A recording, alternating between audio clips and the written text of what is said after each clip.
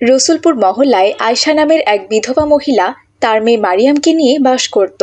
আয়শা নিজের সংসারের খরচা বহন করার জন্য আব্দুল্লাহ নামের এক ধনী ব্যক্তির বাড়িতে কাজ করত। আয়শার মালিকের মেয়ে ছিল মিলি, আর মিলি ছিল ভীষণ অহংকারী। দুর্ভাগ্যবশত মারিয়াম এবং মিলি একই স্কুলে পড়াশোনা করত, তাই মিলি সবসময় মারিয়ামকে অহংকারী অহংকারী কথা বলতো। শুধু মারিয়ামের সাথে নয়, মিলি স্কুলের দারোয়ান, পিয়ন সবার সাথে খারাপ ব্যবহার করত। কারণ মিলির বাবা ছিল ওই মহল্লার সবচেয়ে ধনী ব্যক্তি। তার ওপর মিলির বাবা সব সময় সেই স্কুলের জন্য মোটা অঙ্কের টাকা ডোনেশন দিতেন। তাই মিলি সবার সাথে খারাপ ব্যবহার করা সত্ত্বেও কেউ তাকে কোনো কিছুই বলতো না। কে রে মারিয়াম, যাচ্ছিস কোথায়? হ্যাঁ, স্কুল ছুটি হয়েছে তো, তাই বাড়িতে যাচ্ছি মিলি। কি রে, তুই তো দেখছি আমাকে নাম ধরে বলছিস। আমার নাম ধরে ডাকার সাহস তোর কি করে হলো বলতো? তোর মা তো আমাদের বাড়িতে কাজ করে, আর আমার আম্মুকে সে মালকিন বলে ডাকে। সেই হিসেবে আমিও কিন্তু তোর ছোট মালকিন। এখন থেকে তুই আমাকে ছোট মালকিন বলেই ডাকবি, বুঝতে পেরেছিস? আর হ্যাঁ, এই নে স্কুলের খাতা। আজ থেকে আমার সব হোমওয়ার্কগুলো তুই করে নিয়ে আসবি। তা না করলে কিন্তু তোর মাকে আমি বাবাকে বলে কাজ থেকে ছাড়িয়ে দেব, এই বলে দিলাম। না না মালকিন, দয়া করে এমনটা করবেন না। আমি রোজ আপনার সব হোমওয়ার্ক করে দেব, তবুও আপনি আমার মাকে কাজ থেকে তাড়িয়ে দেবেন না। ঠিক আছে ঠিক আছে। আর হ্যাঁ, একটা কথা কান খুলে শুনে রাখ, ভালো করে হোমওয়ার্ক করে দিবি। হাতের লেখা যেন কিছুতেই একরকম দেখতে না হয়, আর এসব কথা যেন কেউ না জানে, বুঝতে পেরেছিস? জি মালকিন, বুঝতে পেরেছি। এই বলে মারিয়াম তার বাড়িতে যায়, আর বাড়ির সমস্ত কাজকর্ম শেষ করে গোসল করে নামাজ পড়ে হোমওয়ার্ক করতে বসে। হাতের লেখা যেন একই রকম না হয় তার জন্য মারিয়াম ডান হাত দিয়ে মিলির হোমওয়ার্ক করে, আর বাম হাত দিয়ে নিজের হোমওয়ার্ক করে। আর এদিকে মিলি স্কুল থেকে ফিরে সারাটা দিন খেলাধুলা আর টিভি দেখে সময় পার করে।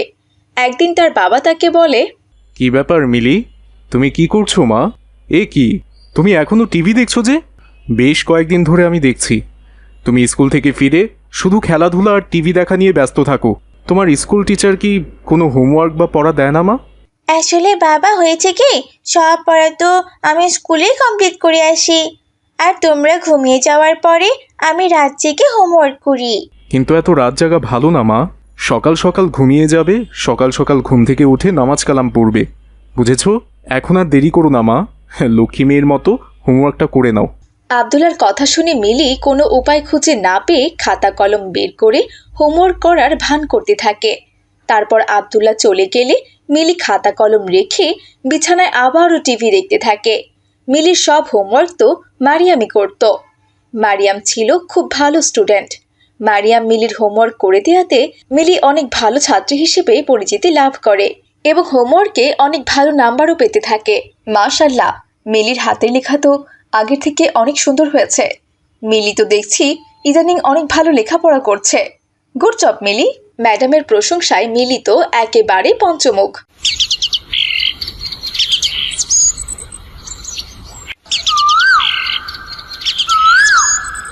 পরদিন মিলিদের বাসায় একটা পার্টির আয়োজন করা হয়, আর সেখানে তার সব সহপাঠীদের দাওয়াত করা হয়। সেখানে মারিয়ামও উপস্থিত ছিল, কারণ মারিয়াম তার মায়ের সাথে হাতের কাজগুলো করছিল। এই দেখ দেখ, তোরা দেখ, ওই যে আমাদের বাড়ির কাজের মেয়ে মারিয়াম, দেখ দেখ কত সুন্দর করে কাজ করছে। আহা, আজকের চকলেট কেকটা কিন্তু দারুণ হয়েছে, তাই না রে? আমার তো মনে হয় মারিয়াম কখনো এত সুন্দর চকলেট কেক চোখেই দেখেনি। দাঁড়া তোরা, ওর সাথে একটু মজা নেই। মারিয়াম, আয় মারিয়াম, একটু এদিকে আয় তো। জি মালকিন, আপনি কি আমাকে ডাকলেন?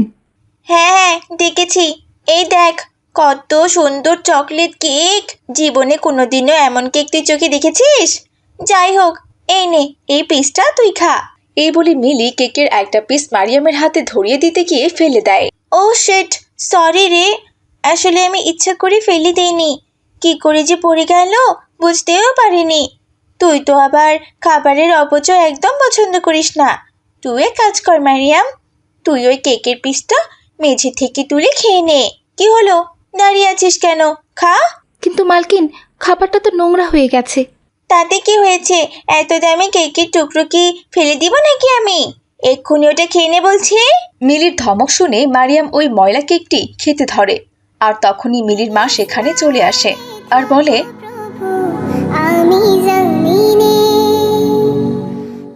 দাঁড়াও মরিয়ম, এইসব তুমি কি করছো মিলি? কেন ওই কেকটা খাবে শুনি? এইটা তো নোংরা হয়ে গেছে। তুমি একটু দাঁড়াও মরিয়ম, আমি তোমাকে এক্ষুনি আরেক পিস কেক দিচ্ছি। আর মিলি, এইটা তোমার কেমন ব্যবহার? হ্যাঁ, আমি কি তোমাকে এইসব শিখিয়েছি? তোমাকে যেন মারিয়ামের সাথে আর কখনো এইরকম ব্যবহার করতে না দেখি, বুঝেছো? আল্লাহ তাআলা ধনী বানিয়েও মানুষকে পরীক্ষা করেন, আবার গরিব বানিয়েও মানুষকে পরীক্ষা করেন। সব অবস্থাতে আমাদের খুশি থাকতে হবে এবং শুকরিয়া আদায় করতে হবে। আর তাছাড়া তোমাকে আমি বলিনি এইভাবে মানুষের সাথে অহংকার করে কথা বলতে না? এইসব কাজে আল্লাহ তাআলা যে তোমার উপর নারাজ হতে পারে মা। তবু তুমি মানুষের সাথে এমন বাজে ব্যবহার কেন করো? এখনই তুমি মারিয়ামকে সরি বলো। সরি মারিয়াম। এরপর রূপা মারিয়ামকে এক পিস কেক খেতে দেয়। মারিয়াম কেক খেয়ে তার মায়ের সাথে এঁটো বাসনগুলো পরিষ্কার করতে থাকে। আমিই করি রে মা, তুই বাড়িতে গিয়া পড়তে বয়। না মা, তুমি তো প্রতিদিন কত কাজ করো, আজ আমি একটু তোমাকে সাহায্য করি না? আমার তো ভালোই লাগছে। কাজগুলো শেষ করেই বাড়িতে গিয়ে আমি হোমওয়ার্ক করব। তুমি চিন্তা করো না মা। তুই এত ভালো কেন রে মা? আল্লাহ তাআলার অশেষ নিয়ামত যে তিনি আমারে তোর মতন একটা ধৈর্যশীল মাইয়া দান করছে। আলহামদুলিল্লাহ। পরের দিন মিলি স্কুলে এসে দেখে মারিয়াম টয়লেটে গেছে। সেই সুযোগে মিলি মারিয়ামের ব্যাগের চেন খুলে মারিয়ামের হোমওয়ার্কের খাতাটা বাইরে ফেলে দেয়, কারণ সাবিহা ম্যাডাম হোমওয়ার্ক না পেলে সে মারিয়ামকে অনেক মারবে, আর মিলি সেটা দেখে মজা নিবে। কিছুক্ষণ পর ক্লাসে ম্যাডাম চলে আসে। তারপর সবাই তাদের হোমওয়ার্ক দেখায়। মাশাআল্লাহ মারিয়াম, তোমার হাতের লেখাগুলো তো অনেক সুন্দর হয়েছে, আর সব লেখাগুলো একদম নির্ভুল হয়েছে। Very good. ব্যাপারটা কি হলো? মারিয়ামের খাতা ম্যাডামের কাছে গেল কিভাবে? আমি তো ওর খাতাটাই বাইরে ফেলে দিয়েছিলাম। আমার হোমওয়ার্কের খাতা তো মারিয়ামের কাছেই থাকে। ওই তো প্রতিদিন আমার হোমওয়ার্কগুলো করে দেয়। তার মানে কি আমি ভুল করে ওর খাতার জায়গায় আমার খাতাটাই ফেলে দিয়েছি?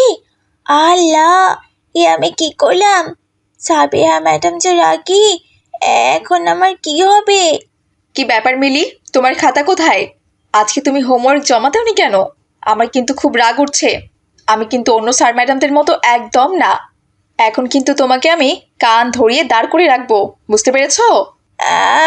আসলে ম্যাডাম, আজকে আমি হোমওয়ার্ক করতে ভুলে গিয়েছিলাম। আরে মিলি, তুমি না কালকে আমার সাথে হোমওয়ার্ক করলে? তোমার মনে নেই? নিশ্চয়ই খাতাটা তোমার ব্যাগে রেখেছো, একবার চেক করে দেখো। এরপর মিলি তার ব্যাগ চেক করে দেখে হোমওয়ার্কের খাতাটা তার ব্যাগে আছে। এরপর সে খাতাটা ম্যাডামকে দিয়ে আসে। ক্লাস শেষে মিলি বলে, আচ্ছা মারিয়াম, আমি তো তোমার ব্যাগ থেকে আমার হোমওয়ার্কের খাতাটা ফেলে দিয়েছিলাম, তাহলে আবার হোমওয়ার্কের খাতাটা আমার ব্যাগে কি করে এলো? আসলে মালকিন, আপনি যে খাতাটা বাইরে ফেলে দিয়েছেন সেটা আমার পুরনো খাতা ছিল, আর আপনি যখন বাইরে গিয়েছিলেন সেই ফাঁকে আমি হোমওয়ার্কের খাতাটা আপনার ব্যাগে রেখে দিয়েছিলাম। তা হয়তো আপনি খেয়াল করেননি। আপনি ভুল করে আমার হোমওয়ার্কের খাতা ভেবে পুরনো খাতাটাকে বাইরে ফেলে দিয়েছেন। দুর্ভাগ্যবশত আমি সবটাই দেখে ফেলেছিলাম, কিন্তু আপনাকে কিছু বলিনি। আল্লাহর ওয়াস্তে আমার সাথে আপনি আর খারাপ ব্যবহার করবেন না, আমার খুব কষ্ট লাগছে মালকিন। মারিয়ামের এমন কথা শুনে মিলি নিজের ভুল বুঝতে পারে। সে মারিয়ামকে জড়িয়ে ধরে। আমাকে মাফ করে দিও মারিয়াম, আমি তোমাকে অনেক অপমান করেছি।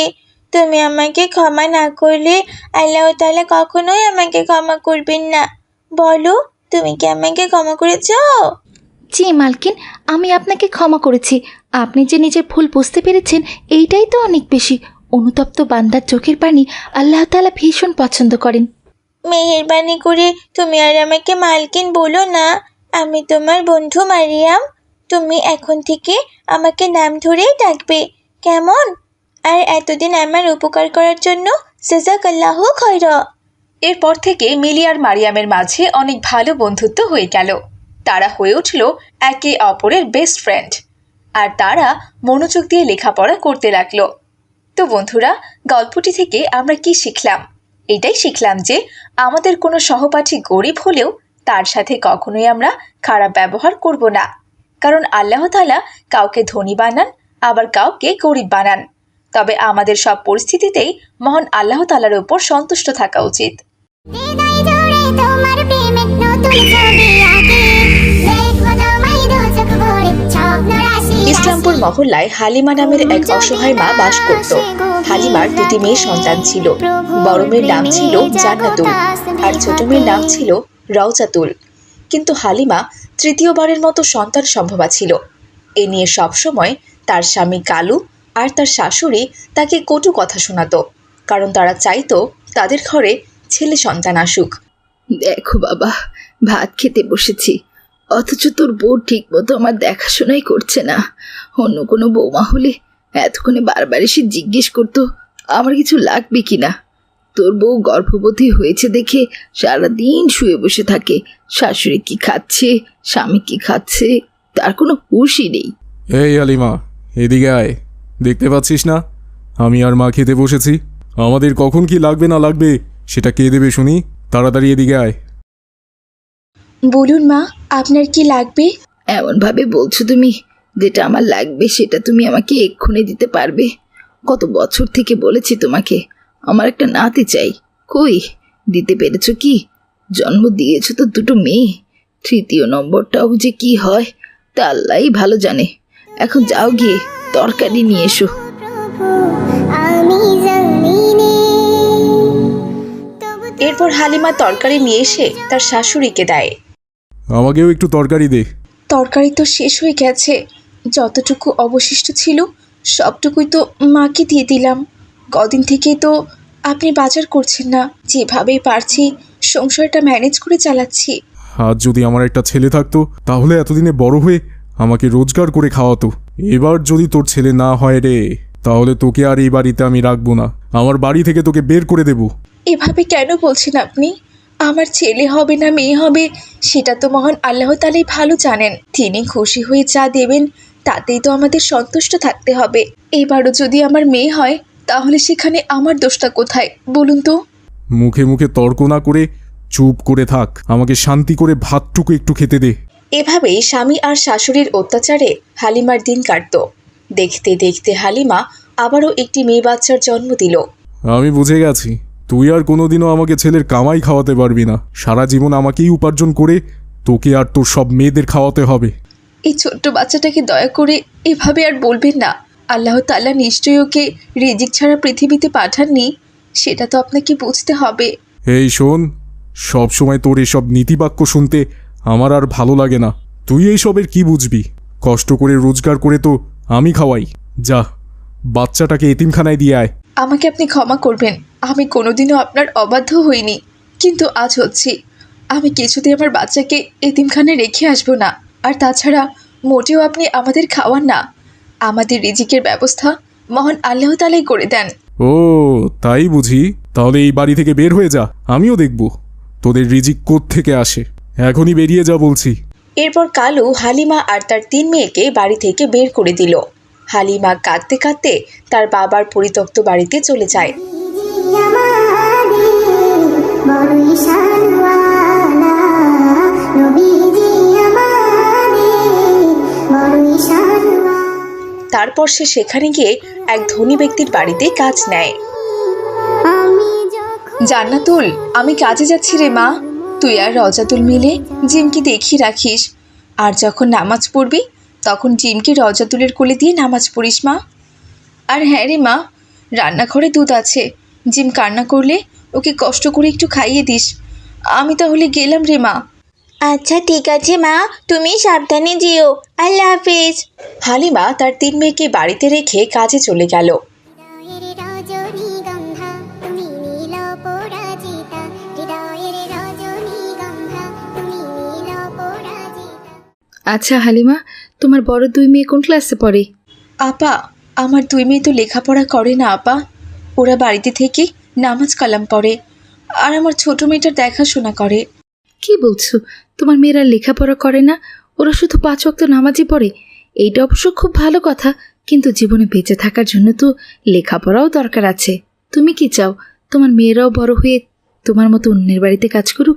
নিশ্চয়ই চাও না? তাহলে মেয়েদেরকে পড়াশোনা শেখাও। আজকাল মূর্খ মেয়েদের কোনো ভালো পরিবারের ছেলেও বিয়ে করতে চায় না। আপা, আমারও তো ইচ্ছে করে আমার মেয়েদের লেখাপড়া শেখাই, কিন্তু 3 মেয়ের খাবার দাবার, লেখাপড়ার খরচ, এত কিছু তো আমার পক্ষে বহন করা সম্ভব না আপা। চিন্তা করো না, এই বিষয়ে আমি তোমাকে সাহায্য করব ইনশাল্লাহ। আমার একটা বান্ধবী আছে, তার স্বামী বড় একটা স্কুল আছে, আমি তার সাথে কথা বলে তোমার 2 মেয়েকে স্কুলে ভর্তি করিয়ে দিব। এর জন্য কোনো টাকা লাগবে না। তবে তোমাকে একটা কথা বলতে চাই, কিছু মনে করো না হালিমা। আমার আরও একটা ধনী বান্ধবী আছে যাদের 8 বছর ধরে কোনো সন্তান নেই। তোমার ছোট মেয়েদেরকে ওদের কাছে রাখতে চাইলে ওরা তোমার মেয়েকে খুব ভালোভাবেই দেখাশোনা করবে। না না আপা, আমি কিছুতেই আমার বাচ্চাকে অন্য কারো কাছে দেব না। কষ্ট হোক দুঃখ হোক, আমি আমার বাচ্চাকে নিজে বড় করে তুলতে চাই। আমি তো মা, আমি কি করে নিজের সন্তানকে অন্যের কাছে তুলে দেব বলুন তো আপা? এসব কথা বলে হালিমা কাঁদতে কাঁদতে তার বাসায় ফিরে আসে আর এসে দেখে জান্নাতুল আর রওজাতুল কান্নাকাটি করছে আর জিম বিছানায় শুয়ে আছে। কি ব্যাপার জান্নাতুল, তোমরা 2 বোন কান্না করছো কেন? কি হয়েছে? মা, আমি আর রজতুল নামাজ পড়তে গিয়েছিলাম, এসে দেখি জিমার চোখ খুলছে না। আমার মনে হয় বোন অজ্ঞান হয়ে গেছে মা। জান্নাতুলের মুখে এমন কথা শুনে হালিমা জিমকে কোলে নিয়ে আয়শার কাছে যায় আর সব কথা আয়শাকে খুলে বলে। সব শুনে আয়শা জিমকে হাসপাতালে ভর্তি করায়। আসলে বাচ্চাটার শরীর খুব দুর্বল, ওর ঠিকমতো দেখভাল করা উচিত। এখন সে দ্রুত বড় হচ্ছে, ওর খাবার দাবারও মেনটেন করা উচিত। আপনারা দয়া করে বাচ্চাটার একটু খেয়াল রাখবেন আর নিয়মিত কয়েকদিন হাসপাতালে নিয়ে আসবেন। আমি ওর নিয়মিত চেক আপ করবো। ডাক্তারের এমন কথা শুনে হালিমা বুঝতে পারে সে তার বাচ্চার জন্য ভালো পরিবেশ তৈরি করতে ব্যর্থ হয়েছে। আপা, আপনি আপনার বান্ধবীকে আমার বাচ্চাটা দিয়ে দিন। আপনি আসলে ঠিকই বলেছিলেন, সেখানেও ভালো থাকবে। আর আমার মনে হচ্ছে আল্লাহ তাআলা সেখানেও রিজিক লিখে রেখেছেন। এরপর আয়েশা হালিমাকে নিয়ে তার বান্ধবীর কাছে যায়। তার বান্ধবী জিমকে পেয়ে তো ভীষণ খুশি হয়। এই নিন হালিমা আপা, এখানে 5 লাখ টাকা আছে, এই টাকাটা আপনার কাজে লাগবে। না না আপা, আমি তো আমার সন্তানকে বিক্রি করছি না। আল্লাহ তাআলার আমানত আপনাকে দিয়ে আমি কিছুতেই তার বিনিময়ে টাকা নিতে পারবো না আপা। এতে যে আল্লাহ তাআলা অসন্তুষ্ট হবেন। আপনি শুধু আমাকে অনুমতি দিন যেন আমি মাঝে মাঝে আমার বাচ্চাটাকে এসে দেখে যেতে পারি। আপনি সব কি বলছেন আপা? সন্তান তো আপনারই, আপনার যখন ইচ্ছা হবে তখন এসে দেখে যাবেন, এতে আমার কোনো আপত্তি নেই। এরপর হালিমা জিমকে সেখানে রেখে বাড়িতে চলে আসে। এসে দেখে তার শাশুড়ি তার বাড়িতে এসে অপেক্ষা করছে। আমাকে ক্ষমা করে দিও হালিমা, আমি তোমাকে কখনোই সম্মান করিনি, কিন্তু তুমি চলে আসার পর আমি বুঝতে পেরেছি তুমি আমাদের কিভাবে আগলে রেখেছিলে। তুমি জানো, কালো আরেকটা বিয়ে করেছে, তার বউ খুবই খারাপ, সবসময় আমার সাথে খারাপ ব্যবহার করে। আর কালু এখন ওর বউয়ের কথা ওঠে আর বসে। আর আজ তো তারা আমাকে বাড়ি থেকে তাড়িয়েই দিয়েছে। এই বুড়ো বয়সে আমি এখন কোথায় যাব বলো মা? চিন্তা করবেন না মা, আপনি আজ থেকে আমাদের সাথেই থাকবেন। আপনাকে কোনো কাজ করতে হবে না। আপনি সারা দিন রাত আল্লাহ তাআলার ইবাদত করবেন। রওজাতুল আর জান্নাতুল আপনাকে দেখে রাখবে ইনশাআল্লাহ। এখানে আপনার কোনো কষ্ট হবে না। হালিমার এমন কথা শুনে তার শাশুড়ি অনুতপ্ত হয়ে কান্না করতে থাকে। সন্তানকে ভালো রাখার জন্য মায়েরা কত কষ্ট করে, তাই তোমরা সবসময় তোমাদের মায়ের সব কথা শুনবে, কারণ সারাদিন তারা আমাদের জন্য অক্লান্ত পরিশ্রম করেন। তাছাড়া আমরা তো সবাই জানি মায়ের পায়ের নিচে সন্তানের বেহেশত। যারা যারা মাকে ভালোবাসো তারা আমাদের ভিডিওতে একটি লাইক করে দাও। আর তোমরা কে কোথা থেকে গল্পটি দেখছো তা কমেন্টস করে জানাতে ভুলো না কিন্তু। গভীর রাতে প্রভুর প্রেমে জাগতা জান্নাতুল, আমার না আজকে ইংলিশ পড়ে মুখস্থ হয়নি রে। আমি কিভাবে এত কঠিন পড়ে মুখস্থ করব? আমি তো কিছুই বুঝতে পারছি না। পড়াটা যা কঠিন, মুখস্থ তো হতেই চায় না। বাবারে বাবা, আমার কাছে তো খুব সহজই মনে হয়েছে রে, আর আমি তো পড়া মুখস্থও করে এসেছি। তবে তুই কোনো চিন্তা করিস না মিলি, ইংলিশ ক্লাস শুরু হওয়ার আগে আমি তোকে বুঝিয়ে দেব, দেখবি তোরও মুখস্থ হয়ে যাবে। যাক বাবা, তাহলে তো ভালোই হবে। জাযাকাল্লাহু খাইরান। আমার কি মনে হয় জানিস জান্নাতুল, সাইমো আজকে পড়ায় মুখস্থ করে আসতে পারবে না। ম্যাডাম যা কঠিন একটা প্যারাগ্রাফ দিয়েছে না, অত বড় একটা প্যারাগ্রাফ কি আর একদিনে মুখস্থ করে যায় বল? আমার মতো সাইমো তো ইংরেজিতে অনেক কাঁচা। এত চিন্তা করছিস কেন রে মিলি? ইংরেজি ম্যাডাম তো খুব ভালো, তোদের কারো যদি পড়া না হয় তাহলে দেখবি আবারও সে পড়া বুঝিয়ে দেবে। তাই যেন হয় রে। এভাবে গল্প করতে করতে তারা স্কুলে গিয়ে পৌঁছায় আর মনোযোগ দিয়ে ক্লাস করতে থাকে। ক্লাসের ইংরেজি পড়া কারো হয়েছে আবার কারো হয়নি, তাই ম্যাডাম পুনরায় পড়াটা দিয়ে সেখান থেকে চলে গেল। কিছুক্ষণ পর টিফিন পিরিয়ড শুরু হয় আর সবাই মিলে টিফিন খেতে টিফিন রুমে চলে গেল। জান্নাতুল, আজকে আমি পাউরুটি এনেছি, তুই এক পিস নে আর রাদিয়াকে এক পিস দে। এই রাদিয়া, এই নে ধর, আজকে আমি ভালো কোনো টিফিন নিয়ে আসিনি, শুধু পাউরুটি আর ডিম পোচ নিয়ে এসেছি। জান্নাতুলকে একটু দিলাম আর তোকেও একটুখানি দিচ্ছি, নে।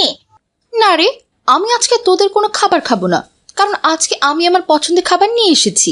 সে কি রে, তোর পছন্দের খাবার মানে কি নিয়ে এসেছিস দেখি তো? আজকে আমি তালের পিঠা নিয়ে এসেছি। আমার মা অনেক মজা করে তালের পিঠা বানিয়েছে। এই দেখ কি সুন্দর ঘ্রাণ আসছে। আহা, পাকা তালের পিঠা, ঘ্রাণ শুকেই মন ভরে যায়। আসলেই তো পিঠা থেকে তো পাকা পাকা তালের অনেক সুঘ্রাণ আসছে। রাদিয়া, তুই আজকে এত মজাদার টিফিন এনেছিস, কিন্তু আমাকে আর মিলিকে দিবি না? না না, একদম দেব না। আমার বাবা অনেক দাম দিয়ে তাল কিনে নিয়ে এসেছে, শুধুমাত্র আমি পিঠা খেতে চেয়েছি বলে। আর আমার মা আমাকে বলেও দিয়েছে সবার থেকে দূরে গিয়ে টিফিন খেতে, নইলে আবার আমার পেট ব্যথা করতে পারে। আর তাছাড়া তোরা সবসময় আমাকে রুটি, বিস্কুট, চকলেট, নুডলস এইসব খাবারই খেতে দিস। আমি যেদিন ওগুলো নিয়ে আসবো সেই দিন তোদেরকে খাওয়াবো, কিন্তু আজকে আমি কিছুতেই আমার টিফিন শেয়ার করতে পারবো না, কারণ তালের পিঠা আমার খুব পছন্দ। রাদিয়া, তুই আমাদের সাথে এরকম ব্যবহার করতে পারলি? তুই না আমাদের বন্ধু? আমি আবার তোদের বন্ধু কি করে হলাম? তোরা তো অনেক গরিব, তোদের দুজনে বাবাই তো আমার বাবার অফিসে কাজ করে, তাহলে তোরা আমার বন্ধু কিভাবে হস বলতো? আমি তো তোদের ছোট মেম সাহেব, আমাকে মেম সাহেব বলে ডাকবি, বুঝতে পারলি?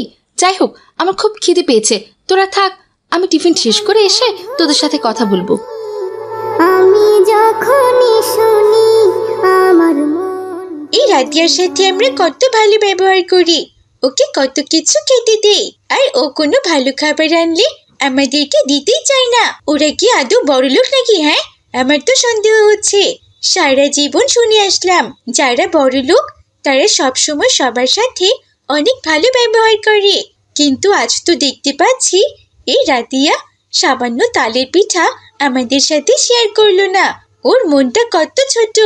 এরপর যেদিন আমি ভালো খাবার আনবো না, সেদিন আমিও ওকে দেখিয়ে দেখিয়ে খাবো। অসভ্য মেয়ে একটা। আরেকদিন শুধু আমার সাথে খেলতে আসুক, ওকে আমি খেলতেও নেব না। মিলি, এভাবে বলিস না রে, মা আমাকে বারবার করে বলে দিয়েছে স্কুলে যেন সবার সাথে আমি মিলেমিশে থাকি। এই সামান্য খাবার নিয়ে অযথা কারোর সাথে মন কষাকষি করার কোনো দরকার নেই রে। তাছাড়া আল্লাহ তাআলা যার রিজিকে যতটুকু রেখেছেন সে ততটুকুই পাবে। হয়তো রাদিয়ার ওই পিঠাতে আমাদের রিজিক ছিল না, তাই আমরা পাইনি। ওসব বাদ দে, চল আমরা একসাথে টিফিন শেয়ার করে খাই। এরপর জান্নাতুল আর মিলি একসাথে টিফিন শেয়ার করে খায়। দেখতে দেখতে তাদের স্কুল ছুটি হয়ে যায় আর জান্নাতুলও বাড়িতে চলে যায়। ছবি আঁকে দেখবো তোমায় দু চোখ ভরে। আসসালামু আলাইকুম মা। ওয়ালাইকুম আসসালাম। ঠিক মতো পড়া দিতে পেরেছিস তো? আলহামদুলিল্লাহ, পেরেছি। বলছি কি মা, আমার না খুব তালের পিঠা খেতে ইচ্ছে করছে, তুমি আমাকে তালের পিঠা বানিয়ে দেবে তো? আজ আবার কার তালের পিঠা খাওয়া দেখেছিস শুনি? যখন যেটা দেখবি তখন সেটাই তোকে খেতে হবে? জানিস না তোর বাবার বেতন পেতে আরো 10 দিন বাকি? এমনিতেই দোকানে 6,000 টাকা বাকি পড়ে গেছে, তার উপর আবার তুই সবসময় কিছু না কিছু বায়না করিস। যা, গোসল করে নামাজ পড়ে খেতে আয় বলছি। হালিমার এমন ধমক শুনে জান্নাতুল মন খারাপ করে সেখান থেকে চলে যায় আর গোসল করে নামাজ পড়ে খাবার না খেয়ে বাইরে গিয়ে মন খারাপ করে বসে থাকে। প্রভু আমি জানি তবু তোমার কিরে জান্নাতুল, এখানে এভাবে মন খারাপ করে বসে আছিস কেন রে? এমনিতেই বসে আছি। তুই কি এখনই খেলতে যাবি রে? না রে, একটু পর খেলতে যাব। চল রহিম চাচার তাল বাগানে যাই। কেন? সেখানে গিয়ে আমরা কি করব? মা বলেছে রহিম চাচার তাল বাগান থেকে কয়েকটা তাল কুড়িয়ে আনতে, তাহলে আমাকে আজকে তালের পিঠা বানিয়ে দেবে। কিন্তু মিলি, কারো অনুমতি ছাড়া তার বাগানের ফল নিতে যাওয়া উচিত হবে না রে। তুই যা, আমি যাব না। আরে এমন করছিস কেন জান্নাতুল? ঠিক আছে, আমি বাগানে কোনো তাল পেলে রহিম চাচাকে বলি বাড়িতে নিয়ে আসবো। এবার তো চল। এরপর মিলি আর জান্নাতুল রহিম চাচার বাগানে গিয়ে দেখে কয়েকটা পাকা তাল পড়ে আছে। এরপর তারা দুজন সেই তালগুলো কুড়িয়ে নিয়ে রহিম চাচার বাড়িতে যায়। আসসালামু আলাইকুম চাচা। ওয়ালাইকুম আসসালাম। কি ব্যাপার মামনিরা, তোমরা এতগুলো তাল কোথায় পেলে? আসলে চাচা, এই তালগুলো আমরা আপনার বাগানে পেয়েছি। এগুলো কি আমরা নিতে পারি? ও আচ্ছা, আমার বাগানের তাল। হ্যাঁ হ্যাঁ, অবশ্যই তোমরা তাল নিতে পারো। আমি তো আমার তালের বাগানটা মহল্লার মানুষজনদের জন্যই তৈরি করেছি। রহিম চাচার মুখে এমন কথা শুনে মিলি আর জান্নাতুল ভীষণ খুশি হয়, আর তারা দুজন তাল নিয়ে মিলিদের বাড়িতে চলে আসে। আর তখনই তুমুল বেগে বৃষ্টি শুরু হয়। ইয়া আল্লাহ, আজম কেমন বৃষ্টি শুরু হয়ে গেল কেন? অনেক জোরে ঝড় হচ্ছে, আমাকে দোয়া করতে হবে। এই বলে জান্নাতুল দোয়া পড়তে থাকে। জান্নাতুলের সাথে মিলি এবং তার মা বারান্দায় বসে দোয়া পড়তে থাকে। ঠিক তখনই তাদের রান্নাঘরের চালটা বাতাসে উড়ে যায়। হায় আল্লাহ, এ আমাদের কি সর্বনাশ হলো! এই অভাবের সময় আমাদের রান্নাঘরের চালটা এইভাবে উড়ে গেল। এখন কি হবে? চিন্তা করো না, বৃষ্টি থামুক, তারপর একটা না একটা উপায় বের করা যাবে। ইনশাআল্লাহ আমরা ঠিক একটা উপায় বের করে নেব। কিছুক্ষণ পরে বৃষ্টি থেমে যায়, আর জান্নাতুল মিলিকে নিয়ে রহিমের তাল বাগানে যায়। তারা সেখানে গিয়ে দেখে বাগানে অনেকগুলো পাকা পাকা তাল এবং তার সাথে অনেকগুলো তালের পাতাও পড়ে আছে। জান্নাতুল আর মিলি তালগুলো রেখে তালের পাতাগুলো নিয়ে বাড়িতে চলে আসে, আর সেই তালের পাতা দিয়ে রান্নাঘরের ছাদ বানায়। শুকর আলহামদুলিল্লাহ, সমস্যার সমাধান হয়ে গেছে। মিলি, জান্নাতুল, তোরা দুজন এখানে বস। আমি তোদের দুজনকে এই নতুন তালপাতার ঘরে বসে তালের পিঠা বানিয়ে দিচ্ছি। এরপর আয়শা তালপাতার ঘরে বসে গরম গরম তালের পিঠা বানাতে থাকে, আর তারা দুই বান্ধবী তালের পিঠা খেতে থাকে। মাশাআল্লাহ, চাচি আম্মা, তালের পিঠাগুলো তো অনেক মজা হয়েছে।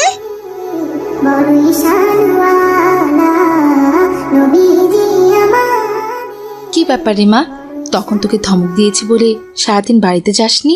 আর রাগ করে থাকিস না মা, চল বাড়িতে চল। না না মা, আমি তোমার উপর কোনো রাগ করিনি। বাবা মার উপর কি রাগ করা যায় বলো? আসলে তালের পিঠা খাওয়ার জন্য আমার খুব মন খারাপ হয়েছিল জানো, কিন্তু চাচি আম্মা আমাকে তালের পিঠা খাইয়েছে। এখন আমার মনটা খুব ভালো হয়ে গেছে মা। জাযাকাল্লাহু খাইরান। আল্লাহ তাআলা আপনাকে উত্তম বরকত দান করুন ভাবি। তোর বাবা তোর জন্য তাল নিয়ে এসেছে। জান্নাতুল, কাল সকালে আমি তোকে তালের পিঠা বানিয়ে দেব। তুই কিছু খাবি, আর বাকি পিঠাগুলো স্কুলের টিফিনে নিয়ে গিয়ে সবাইকে দিবি। মিলি, তুমি ওর সাথে খেও। ভাবি, আজ তাহলে আসি আমরা। আসসালামু আলাইকুম। এরপর হালিমা জান্নাতুলকে নিয়ে বাড়িতে ফিরে আসে।